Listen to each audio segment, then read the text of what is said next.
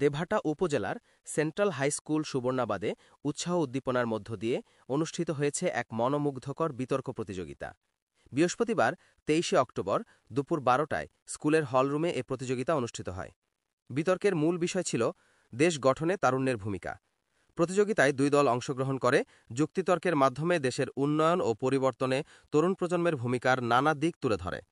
অনুষ্ঠানে সভাপতিত্ব করেন বিদ্যালয়ের প্রধান শিক্ষক মনিরুজ্জামান। প্রধান অতিথি হিসেবে উপস্থিত থেকে পুরস্কার বিতরণ করেন দেবহাটা উপজেলা যুব উন্নয়ন কর্মকর্তা আহমেদ তাহমির সিদ্দিকী। এ সময় বিশেষ অতিথি হিসেবে উপস্থিত ছিলেন সাতক্ষীরা উন্নয়ন সংস্থা শাসের উপজেলা সমন্বয়কারী আলমগীর হোসাইন ও জহরুল ইসলাম। বিদ্যালয়ের শিক্ষক শিক্ষার্থীসহ অভিভাবকরা এ সময় উপস্থিত ছিলেন। অনুষ্ঠান শেষে অতিথিরা বলেন, তরুণদের কাজ হচ্ছে সুযোগ্য হয়ে গড়ে ওঠা। সুযোগ্য হতে গেলে তাকে যেরকম পড়াশোনায় মনোযোগ দিতে হবে, সেরকম তার সামাজিক কর্মকাণ্ডের সাথেও মনোযোগ দিতে হবে।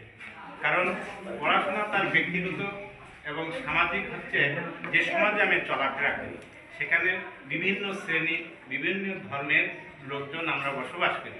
সকলের সাথে সহজ সম্প্রীতি ভালোবাসার বন্ধনে আমরা যেরকম নিজেদেরকে পরিচ্ছন্ন মানুষ হিসেবে পরিচয় দিতে পারবো, সেরকম আমাদের সমাজেও পরিচ্ছন্নতা বৃদ্ধি পাবে। এ ধরনের বিতর্ক প্রতিযোগিতা শিক্ষার্থীদের চিন্তা চেতনা, যুক্তিবোধ ও নেতৃত্বগুণ বিকাশে গুরুত্বপূর্ণ ভূমিকা রাখে। তরুণ প্রজন্মই ভবিষ্যতের দেশ নেতা, তাই তাদের ইতিবাচক ও গঠনমূলক চিন্তায় উদ্বুদ্ধ করতে হবে।